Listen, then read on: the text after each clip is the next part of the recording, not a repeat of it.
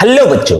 तो आज आ गए हैं कॉम्पिटेंसी फोकस्ड क्वेश्चन आईएससी का नेक्स्ट वीडियो लेकर। हमने अपने पिछले वीडियो में असर्शन एंड रीजन को लेकर, असर्शन रीजन टाइप का जो क्वेश्चन होता है उसको लेकर बात किया है और उसका सोल्यूशन तुम लोगों को दिखाया है। और अभी हम लोग स्टार्ट करेंगे 1 मार्क का जो क्वेश्चन है उसको। ओके, तो चलो स्टार्ट करते हैं। तो बच्चों, यह अपना very short answer questions. Okay, देखो ये 1 मार्कर क्वेश्चंस है, तो इस क्वेश्चन को हम लोग सॉल्व करेंगे। ओके बच्चों, तो जो पहला क्वेश्चन है दैट इज क्वेश्चन नंबर 26। क्या पूछा जा रहा है? The given graph shows the variation of charge on plates Q versus potential difference V। तो यहां पर एक Q versus V ग्राफ दिया गया है। Okay, between the plates of two capacitor C1 and C2। Okay, तो यहां पर दो कैपेसिटर है, एक C1 और एक C2, और उसका Q versus V ग्राफ यहां पर दिया गया है। Both the capacitors have the same plate area, but the plate separation of C1 is twice that of C2। Which graph correspond to C1? Okay, तो देखो यहां पर जो C1 कैपेसिटर है और जो C2 कैपेसिटर है उसका जो डेटा यहां पर दिया गया है वो देख लेते हैं। यहां पर बोला जा रहा है the given graph shows the variation of charge on plates Q versus the potential V between the plates of capacitor C1 and C2। both capacitor has same area। Okay, मतलब cross sectional area is same for both, but the plate separation of C1 is twice that of C2। तो जो दो plate के बीच, जो capacitor plate के बीच जो separation है वो अगर यहां पर C2 में अगर D है, D सेपरेशन है, तो C1 में वो 2D सेपरेशन होगा। ओके बच्चों, अब हम लोगों को ये बोलना पड़ेगा कि कौन सा ग्राफ यहां पर C1 को कॉरेस्पॉन्ड कर रहा है। तो सबसे पहले यहां पर देख लेते हैं कि C1 is equal to epsilon naught A by D। ये है फॉर्मूला। अब देखो यहां पर डिस्टेंस है 2D, तो epsilon naught A by 2D, isn't it. और वैसे ही C2 is equal to epsilon naught A divided by D, isn't it. अब यहां पर हम लोग इजीली बोल सकते हैं कि epsilon naught A by D ये है C2, तो C1 is equal to C2 by 2। Okay, तो यहां पर हम लोग ऐसे बोल सकते हैं कि जो C1 का वैल्यू है, C1 is lesser than C2। Why? Because C1 is equal to C2 by 2, isn't it. तो C1 is lesser than C2। अब देखो यहां पर जो QV ग्राफ है, हमें बोलना पड़ेगा ग्राफ A और ग्राफ B में से कौन सा C1 शो कर रहा है और कौन सा C2। अब ये कैसे देखेंगे? हमें पता है slope of QV graph is equal to Q by V, that is capacitance C, isn't it? अब देखो अगर यहां पर हम लोग देखें, this is theta A and this angle is theta B। तो ऑब्वियसली इस ग्राफ से हमें समझ में आता है कि theta A is greater than theta B, isn't it? Theta A बड़ा है थीटा B से, तो ऑब्वियसली जो स्लोप ऑफ A होगा, स्लोप ऑफ A वो भी स्लोप ऑफ B से बड़ा हो, isn't it? तो इसलिए हम लोग ऐसे बोल सकते हैं कि जो A है ये शो कर रहा है, देखो अब स्लोप ऑफ A ज्यादा बड़ा है। अब देखो slope of QV graph is equal to capacitance, किस C1 और C2 में से कौन सा कैपेसिटेंस ज्यादा है, बड़ा है? C2 इज बिगर, तो ऑब्वियसली स्लोप A बड़ा है, तो ऑब्वियसली जो स्लोप A होगा वो शो करेगा C2 और जो स्लोप B होगा वो शो करेगा C1। ओके, तो यहां पर जो स्लोप B है that will show C1। Am I clear बच्चों? समझ में आया? तो यहां पर हम लोग ऐसे बोल सकते हैं कि graph B will show C1। Why? Because it has lesser slope. Am I clear? समझ में आया बच्चों? आ जाएंगे अपने नेक्स्ट क्वेश्चन। अपना जो नेक्स्ट क्वेश्चन है दैट इज क्वेश्चन नंबर 27। देख लेते हैं क्वेश्चन नंबर 27 में क्या बोला गया है कि हॉलो, देखो ये एक इलेक्ट्रोस्टैटिक से ये क्वेश्चन है। यहां पर क्या बोला गया है? A hollow sphere made of material X। Okay, तो X मटेरियल से एक हॉलो स्फीयर बनाया गया है, एक स्फीयर है जो हॉलो है, is placed in a region of electric field. यहां पर एक इलेक्ट्रिक फील्ड है, वहां पर एक हॉलो स्फीयर जो X मटेरियल से बनाया हुआ है। The pattern of electric field lines around the sphere is observed to be like figure shown below. तो ये अगर ये अपना स्फीयर है, हॉलो स्फीयर है, और ये इस इलेक्ट्रिक फील्ड में रखा गया है।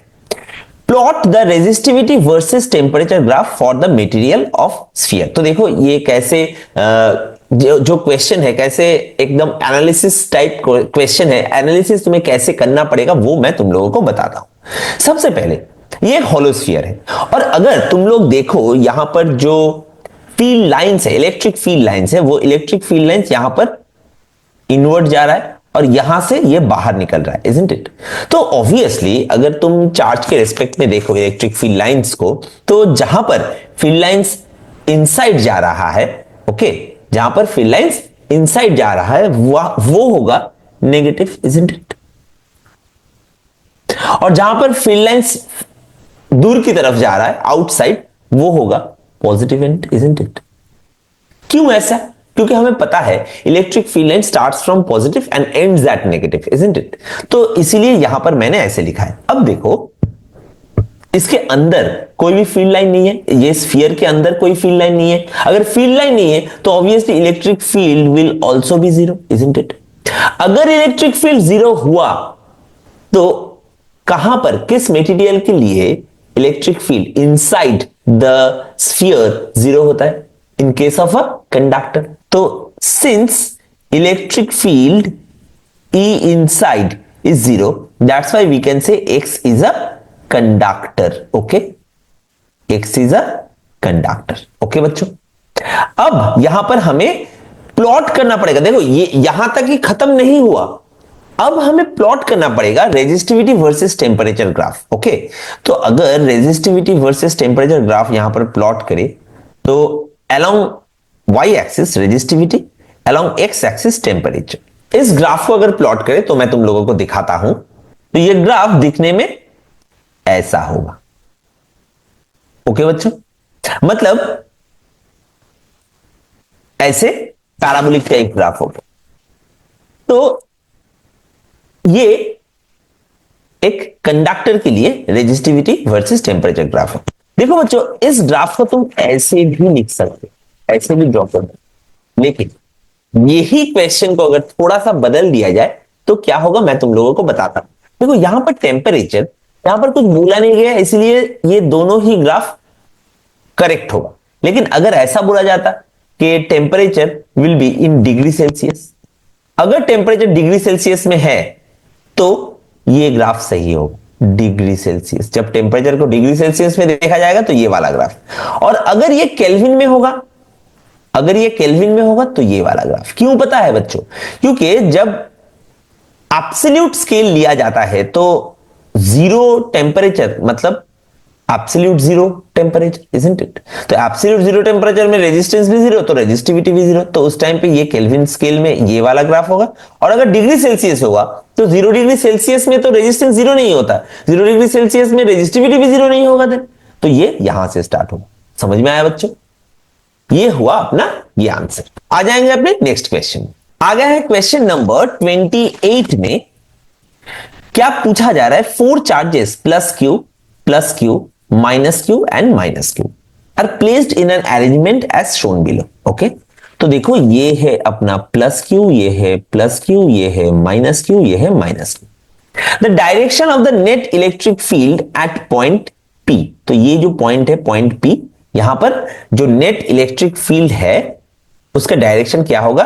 देखो यहां पर बोल रहा है is best indicated by which of the following vector A B C D और ई।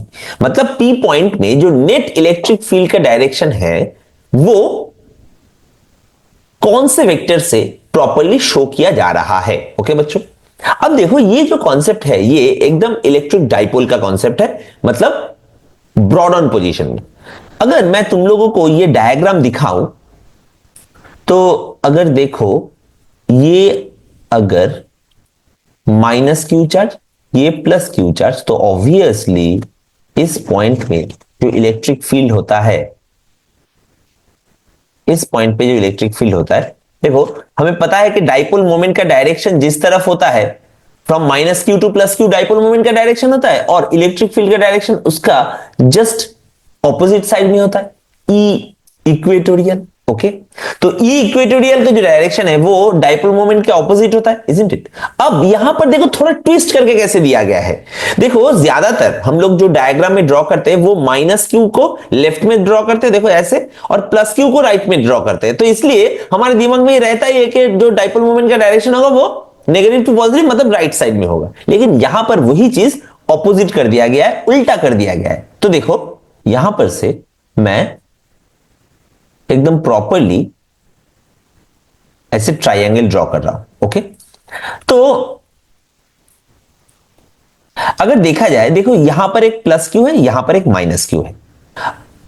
इन दोनों के बीच का जो डिस्टेंस है देख लेते, उसको ऐसे लिख लेते कि A1, और इन दोनों के बीच जो डिस्टेंस है दैट इज A2। ओके बच्चों, तो ऑब्वियसली तुम्हें समझ में आ रहा है कि A1 is lesser then A2, isn't it.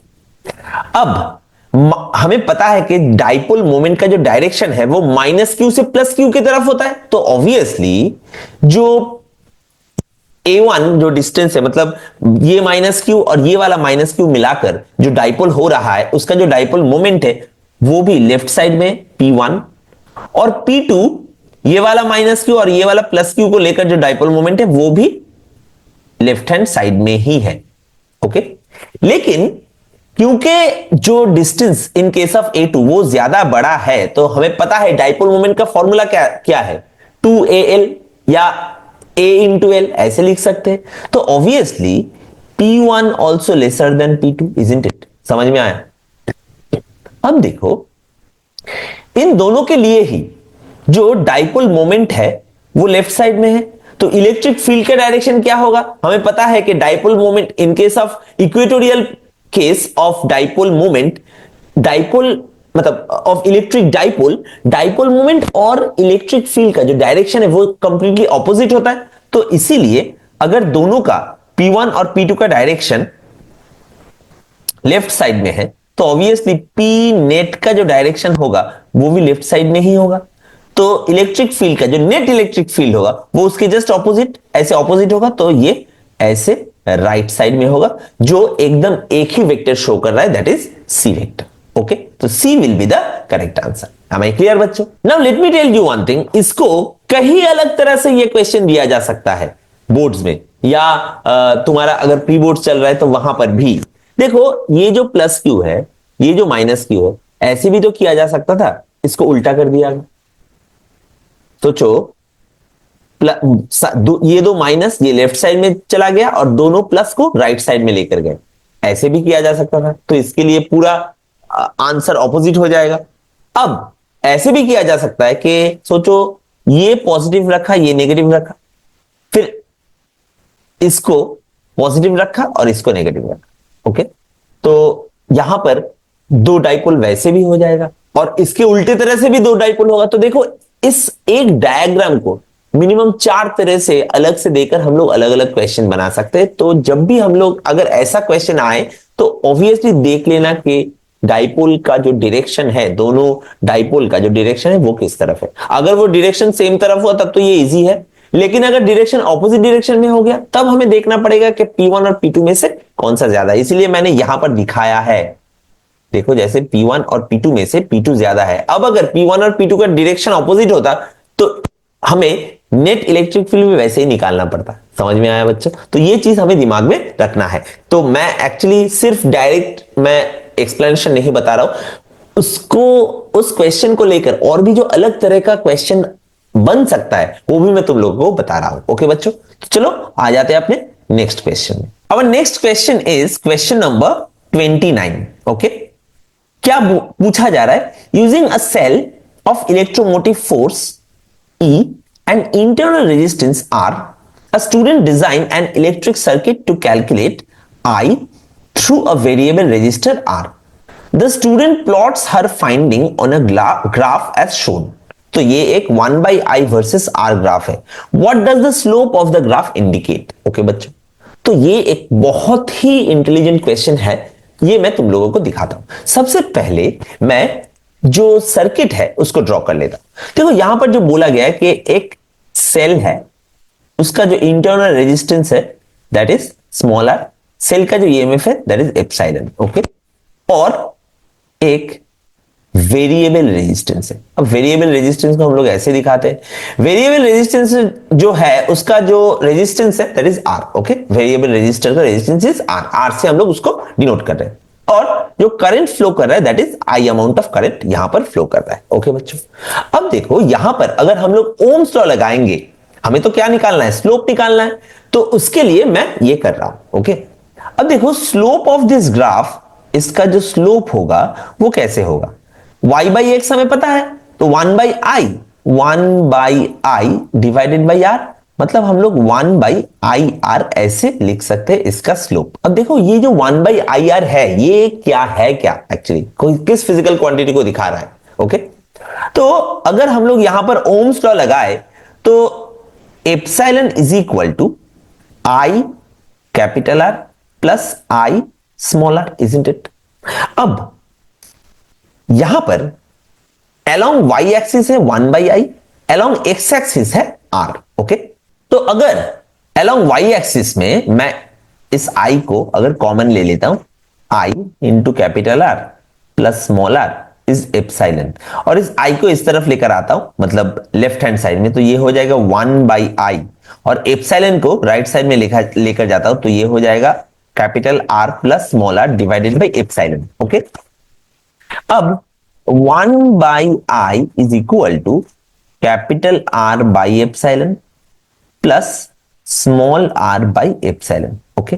अब देखो तो यहां पर इसको हम लोग ऐसे लिख देते हैं, क्योंकि अपना जो x एक्सिस है दैट इज r, तो अगर हम लोग इसको y is equal to m x plus c इसके साथ कंपेयर करें, क्योंकि देखो ये भी एक y इंटरसेक्ट, y एक्सिस को इंटरसेक्ट करने वाला एक स्ट्रेट लाइन है जिसका जनरल इक्वेशन होता है y is equal to m x plus c, और इसको अगर हम लोग कंपेयर करें तो epsilon by r is c, c is equal to c is equal to small r by epsilon, isn't it.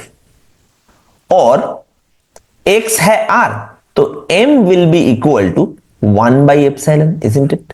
m क्या है, slope of the graph, isn't it.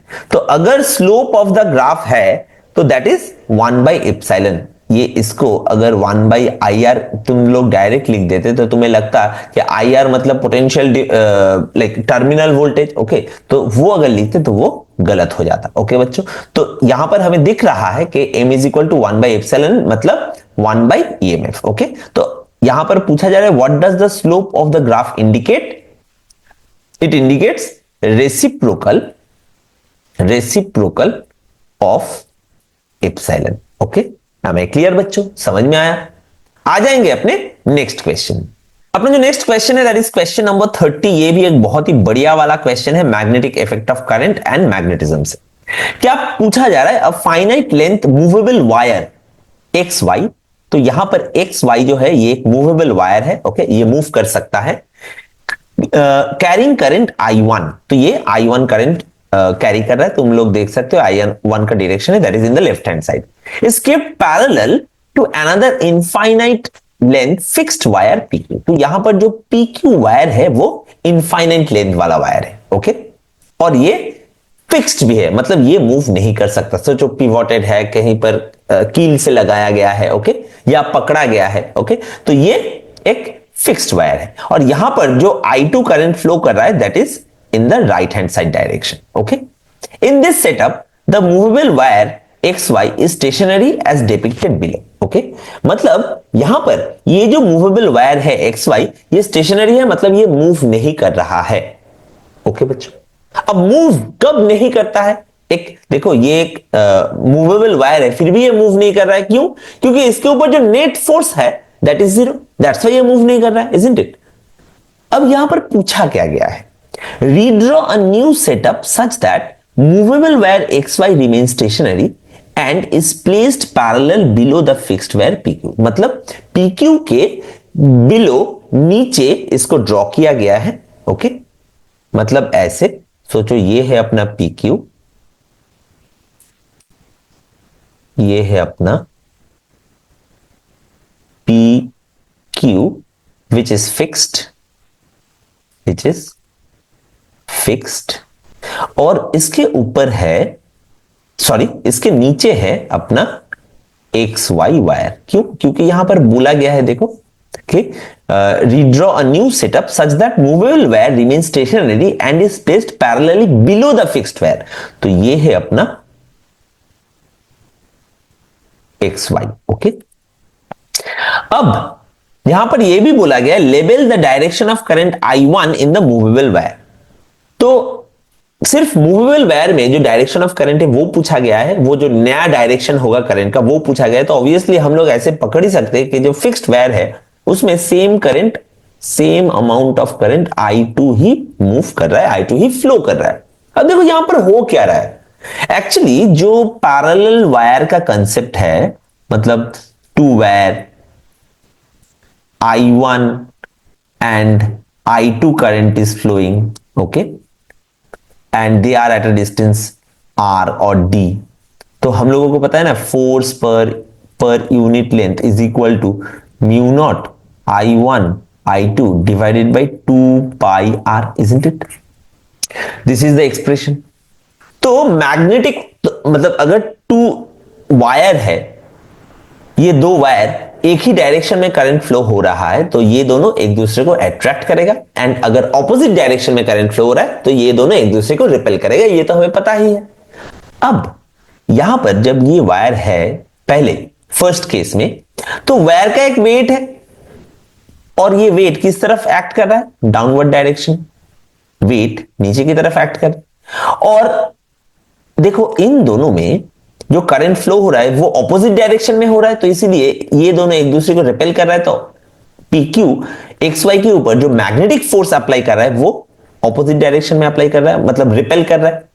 तो अब अगर FB एंड वेट, मतलब वेट एंड मैग्नेटिक फोर्स, ये दोनों अगर equal हुआ तो ऑब्वियसली ये जो XY वायर है ये स्टेशनरी रहेगा, isn't it? तो समझ में आया, फंडा समझ में आया। अब देखो यही चीज अगर XY को नीचे कर दिया गया है एंड I2 का जो करंट है, I2 करंट जो है उसका डायरेक्शन उसी तरफ है, राइट हैंड साइड में ही है, तो उस टाइम पे ये जो वायर XY है उसका वेट नीचे की तरफ काम करेगा। अब इसके ऊपर जो नेट फोर्स है उसको जीरो करने के लिए एक equal and opposite force apply होना है, मतलब ऐसा, मतलब जो मैग्नेटिक फोर्स है वो ऐसे ऊपर की तरफ अप्लाई होना चाहिए। अब देखो I2 करंट अगर राइट हैंड साइड में जा रहा है, किस केस में I2 मतलब PQ वायर XY को अट्रैक्ट करेगा? कब अट्रैक्ट करता है? जब करंट सेम डायरेक्शन में फ्लो होता है। तो अगर यहां पर जो I1 करंट है वो भी अगर राइट हैंड साइड में ही मूव करे तो ये दोनों एक दूसरे को अट्रैक्ट करेगा, मतलब जो मैग्नेटिक फोर्स होगा वो अपवर्ड होगा, जो एक दूसरे को नलिफाई कर देगा, मतलब वेट एंड मैग्नेटिक फोर्स एक दूसरे को नलिफाई कर देगा। तो हमें जो नेट फोर्स होगा वो जीरो होगा, जिसके लिए XY स्टेशनरी रहेगा। समझ में आया? तो level the direction of current I1 in movable wire, तो ये ऐसे हम लोगों को लेवल करना पड़ेगा। समझ में आया बच्चों? आ जाएंगे अपने नेक्स्ट क्वेश्चन, आ जाएंगे नेक्स्ट क्वेश्चन में, which is question number 31। Okay, क्या बोला गया है? A charge 10 microcoulomb. ओके, तो यहां पर क्या बोला गया है? अ चार्ज 10 माइक्रोकूलम, मतलब यहां पर जो चार्ज है Q, that is 10 microcoulomb, okay, enters a region of uniform magnetic field with a velocity this much, okay, तो V is equal to V vector is equal to 4i cap plus 5j cap this much meter per second and experiences a force 5i cap minus cj cap Newton, मतलब जो force है that is 5i cap minus cj cap। Find the value of C, तो C is equal to how much, ये हम लोगों को निकालना पड़ेगा। ओके बच्चों, तो चलो देख लेते हैं। तो जब भी कोई चार्ज एक मैग्नेटिक फील्ड के अंदर यूनिफॉर्म वेलोसिटी से एंटर करता है तो उसके ऊपर एक फोर्स अप्लाई होता है, ये हमें पता है, and that is F is equal to vector F is equal to Q V cross B या Q VB साइन थीटा, ये हमें पता है, isn't it? F is equal to Q V cross B। अब देखो according to cross product vector A and B, सोचो ये है वेक्टर A, ये है वेक्टर B और ये है थीटा, तो obviously A cross B will be parallel to both A and B, isn't it? मतलब ये ए क्रॉस बी जो वेक्टर है वो ए के ऊपर भी परपेंडिकुलर होगा और बी के ऊपर भी परपेंडिकुलर होगा, इजंट इट? यहां पर हमें पूछा गया है, मतलब हमें पूछा गया what is the value of C. हमें पता है F is equal to q v cross B. यहां पर देखो एफ वेक्टर दे दिया गया है और वी वेक्टर दे दिया गया है, तो क्योंकि वी क्रॉस बी से एफ आता है तो ऑब्वियसली हम लोग ऐसे बोल सकते हैं कि जो एफ वेक्टर है, F vector is perpendicular to V and B both, isn't it? अब अगर F and V they are perpendicular तो इन दोनों का अगर डॉट प्रोडक्ट किया जाए तो हमें क्या मिलेगा? देखो F vector dot V vector, तो अगर दो परपेंडिकुलर वेक्टर का डॉट प्रोडक्ट किया जाए तो देखो उन दोनों के बीच का जो एंगल है that is 90 degree, cos 90 degree मतलब 0, तो ये हो जाएगा 0, F dot V is equal to 0। अब यहां पर अगर हम लोग एफ और वी का वैल्यू बिठा दे तो हमें मिल जाएगा अपना आंसर। एफ का वैल्यू क्या है? 5 i cap minus c j cap, 5 i cap minus c j cap dot v का वैल्यू क्या है? 4 i cap plus 5 j cap, 4 i cap plus 5 j cap this equal to 0। तो dot product करते हैं तो 5 4 ज़ा 20 minus 5c is equal to 0, तो 5c is equal to 20, तो c इज इक्वल टू 4, तो this will be the answer. समझ में आया बच्चों? ये था एक रिलेटिवली इजी क्वेश्चन मैं कहूंगा। ओके बच्चों, आ जाएंगे अपने नेक्स्ट क्वेश्चन में। अपना जो नेक्स्ट क्वेश्चन है that is question number 32, question number 32, और ये एक magnetic effect of current and magnetism से क्वेश्चन है। देखो ये एक एप्लीकेशन बेस्ड क्वेश्चन है। एप्लीकेशन बेस्ड क्वेश्चन मतलब प्रॉपर न्यूमेरिकल को ही हम लोग बोल रहे हैं। क्या बोला गया है? अ galvanometer of resistance 3G। Okay, तो यहां पर एक गैल्वेनोमीटर है जिसका जो रेजिस्टेंस है दैट इज 3G। तो रेजिस्टेंस ऑफ गैल्वेनोमीटर को हम लोग आर जी ऐसे करके लिखते हैं, तो is equal to 3G, not 3 ohm बच्चों। और इसको लेकर भी मैं तुम लोगों को बोलूंगा ये 3 ओम नहीं है, 3G है। Okay, can carry maximum current, तो जो गैल्वेनोमीटर है वो मैक्सिमम करंट जो कैरी करता है that is IG is equal to 25 milli ampere. तो 25 milli ampere into ampere is 25 into 10 to the power minus 3 ampere, isn't it?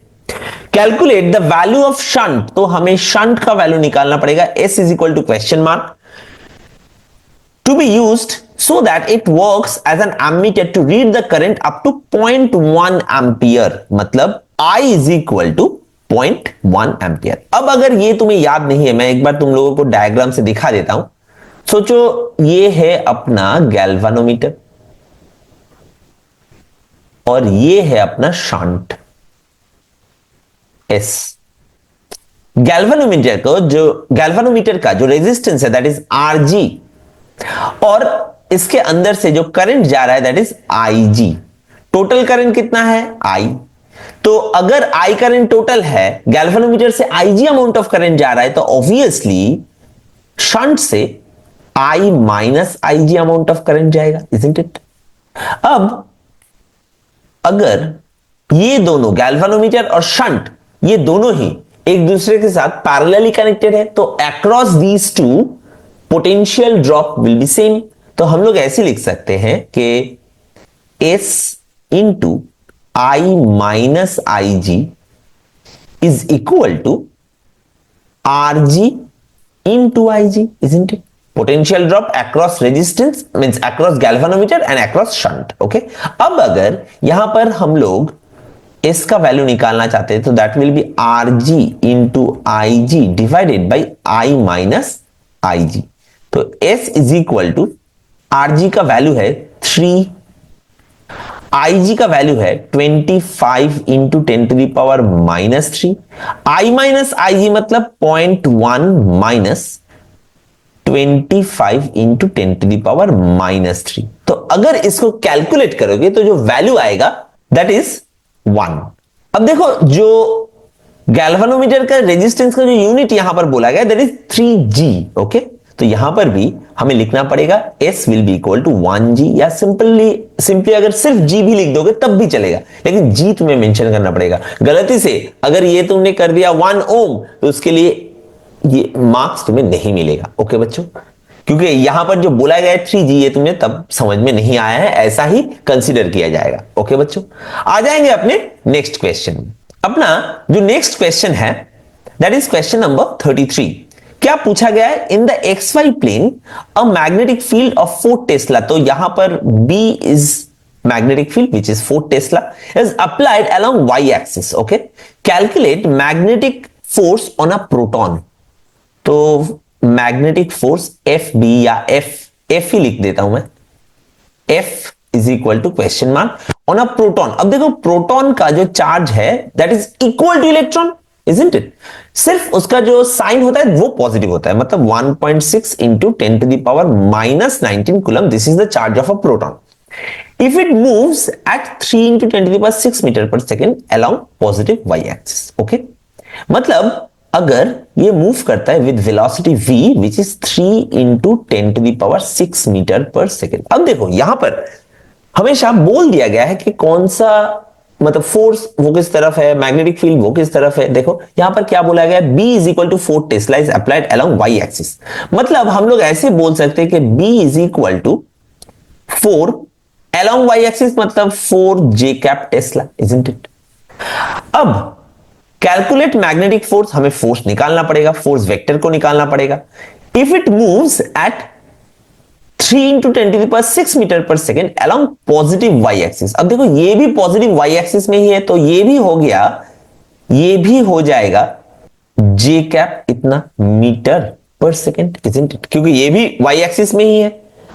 तो हमें पता है F is equal to Q V cross B। अब अगर तुम्हें V और B का वैल्यू बिठाना है तो देखो Q V मतलब 3 into 10 to the power 6 and B मतलब 4, और दोनों ही J कैप, तो J cap cross J cap will give you 0, क्योंकि हमें पता है सेम वेक्टर का जो क्रॉस प्रोडक्ट होता है वो 0 होता है, क्योंकि उन दोनों के बीच का जो एंगल है वो 0 है, तो साइन 0 डिग्री 0, तो ये हो गया 0। तो फोर्स कितना होगा, there will be no force, मतलब 0 फोर्स। एम आई क्लियर बच्चों? तो magnetic force on proton will be 0। समझ में आया? आ जाएंगे अपने नेक्स्ट क्वेश्चन में। अपना नेक्स्ट क्वेश्चन है question number 34। How is the refractive index of material of a prism dependent on the angle of incidence? अब देखो यहां पर क्या बोला गया, रिफ्रैक्टिव इंडेक्स मतलब mu of a material of prism depend on the angle of incidence मतलब I। अब हमें पता है कि mu is equal to sine I by sine R, isn't it? यह है अपना रिलेशन। लेकिन अगर किसी भी एक मटेरियल का जो रिफ्रैक्टिव इंडेक्स होता है वो तो कांस्टेंट होता है, आई एंगल ऑफ इंसिडेंस का अगर चेंज हो जाए उसके लिए रिफ्रैक्टिव इंडेक्स का तो कोई चेंज नहीं होता, अगर आई चेंज होता है तो आर चेंज होता है, कीपिंग म्यू कांस्टेंट। तो इसीलिए हम लोग बोलेंगे कि म्यू का मतलब refractive index of material of a prism is independent of the angle of incidence. Okay, तो हम लोग ऐसे बोलेंगे mu is independent of I. Okay, am I clear? तो आई के चेंज होने के लिए म्यू का कोई भी चेंज नहीं होगा। तो ये एक सिंपल सा क्वेश्चन था, थोड़ा सा गूगली टाइप। तुम लोग सोचते रहोगे कि क्या चेंज हो जाएगा, लेकिन एक्चुअली ये एकदम अनचेंज रहेगा। ओके बच्चों, तो ये भी हमें कैसे आना पड़ेगा, फॉर्मूला से ये सोचना पड़ेगा। आ जाएंगे नेक्स्ट क्वेश्चन में। Next question is question number 35। क्या पूछा गया है, if you had to construct an optical fibre using the two material, which would you prefer for the core and which one as the cladding? Okay, यहां पर x with refractive index this much, y with refractive index this much। तो यहां पर मैं लिख लेता हूं कि mu x is equal to 1.4905 and mu y is equal to 1.337। तो ऑब्वियसली ये जो वैल्यूज है ये देखकर हम लोग बोल सकते हैं कि mu X is greater than mu Y, isn't it? और हमें यह भी पता है जिसका रिफ्रैक्टिव इंडेक्स ज्यादा होता है वो डेंसर मीडियम होता है, और जिसका रिफ्रैक्टिव इंडेक्स कम होता है वो रेयरर मीडियम होता है रिलेटिवली, इजंट इट? तो हम लोग बोल सकते हैं कि एक्स इज डेंस और denser and y is rarer, मतलब relatively less denser. Now in case of optical fibre, हमें पता है कि ऑप्टिकल फाइबर ऐसा होता है कि ऐसा एक पाइप होता है और इसका ऐसे ऊपर कोटिंग रहता है। ये जो नीचे वाला पार्ट है दिस इज कोर, ये जो ऊपर का पार्ट है that is cladding. Principle of optical fibre क्या है? ऑप्टिकल फाइबर का जो प्रिंसिपल है वो ये है कि अगर लाइट एक बार इसके अंदर घुस गया तो ये कंटिन्यूअसली टोटल इंटरनल रिफ्लेक्शन करता रहेगा और उसके बाद बाहर निकल के आएगा, isn't it? With least amount of wastage. तो यहां पर कब टोटल इंटरनल रिफ्लेक्शन होगा? देखो कोर से क्लैडिंग तक टोटल इंटरनल रिफ्लेक्शन कैसे होगा? टोटल इंटरनल रिफ्लेक्शन का TIR का जो कंडीशन है वो क्या है कि लाइट को always denser to rarer medium refract होना पड़ेगा, इजंट इट? तो इसीलिए हम लोग ऐसे बोल सकते हैं कि core will be denser and cladding will be rarer, isn't it? और हमें यह पता है कि x is denser, y is rarer, तो obviously core will be x and cladding will be y। हमें क्लियर समझ में आया बच्चों? तो ये एक बहुत ही कितना सुंदर देखो एनालिसिस करके तुम्हें पहले जो ऑप्टिकल फाइबर है उसका वो किस फेनोमेना में काम करता है ये भी तुम्हें समझना पड़ेगा, और वहां से तुम्हें ये एनालिसिस करके इसका आंसर निकालना पड़ेगा। तो ये ऐसा टाइप क्वेश्चन तुम लोग देख रहे हो कि CFQ में बहुत ज्यादा है, तो ऐसे टाइप क्वेश्चन और भी ज्यादा तुम्हें प्रैक्टिस करना पड़ेगा। ओके बच्चों, आ जाएंगे अपने नेक्स्ट क्वेश्चन। अपना नेक्स्ट क्वेश्चन है क्वेश्चन नंबर 36। क्वेश्चन नंबर 36 में क्या बोला गया है? A lens forms the image of an object as shown in figure. Identify the type of lens. Okay? तो यहां पर कौन से टाइप का लेंस यूज किया गया है? अब देखो यहां पर मैंने देखा है, मैं अपने स्कूल में भी जब बच्चों को CFQ सॉल्व करवा रहा था तो वहां पर भी बच्चे यहां पर रॉन्ग आंसर दिया है। ये पिक्चर ही ऐसा है कि तुम लोग गलत सोचने में मजबूर हो जाओगे। देखो कैसे, यहां पर देखो ऑब्जेक्ट राइट साइड में है और इमेज लेफ्ट साइड में है। ज्यादातर मतलब ज्यादातर नहीं, ऑलमोस्ट हर बारी हम लोग जब डायग्राम ड्रॉ करते हैं लेंस का या मिरर का, हम क्या करते हैं? ऑब्जेक्ट को लेफ्ट में रखते हैं, उसके बाद लेंस या मिरर, और फिर उस हिसाब से इमेज फॉर्म होता है, इजंट इट? लेकिन और इन केस ऑफ लेंस तो ऑब्जेक्ट लेफ्ट में, most of the cases convex lens के बारे में मैं बात कर रहा हूं कि लेफ्ट साइड में ऐसे, लेफ्ट साइड में ऑब्जेक्ट, तो जो यहां पर ऑब्जेक्ट और यहां पर इमेज होगा ऐसे। अब यहां पर ठीक उल्टा है, राइट साइड में ऑब्जेक्ट एंड लेफ्ट साइड में इमेज। तो अगर ऐसा है तो हमें पूछा गया कि कौन सा लेंस यहां पर होगा। सबसे पहले ये चीज देखो, ये अगर इमेज है, ऑब्जेक्ट और इमेज को देखकर तुम्हें क्या समझ में आ रहा है? देखो इमेज इज इरेक्ट, अब इरेक्ट इमेज होगा तो ऑब्वियसली ये वर्चुअल होगा, इजंट इट? तो image, nature of the image is erect, virtual, erect and enlarged. अब अगर तुम 10 का कॉन्सेप्ट देखो, 10 में हम लोगों ने जो पढ़ा था कि इन केस ऑफ लेंस कब किस पोजीशन में कौन सा lens virtual, erect and enlarge image पैदा करता है, तो the answer is convex lens. और तो यहां पर हम लोग ऐसे लिख देंगे कॉन्वेक्स लेंस। ओके, हम लोग लिख भी सकते हैं, डायग्राम भी ड्रॉ कर सकते हैं कि this will be convex lens. और अगर पोजीशन पूछा जाए कि where the object will be placed, object कहां पर रहेगा, तो हम लोग इजीली बोल सकते हैं कि between optical centre and focus. समझ में आया बच्चों?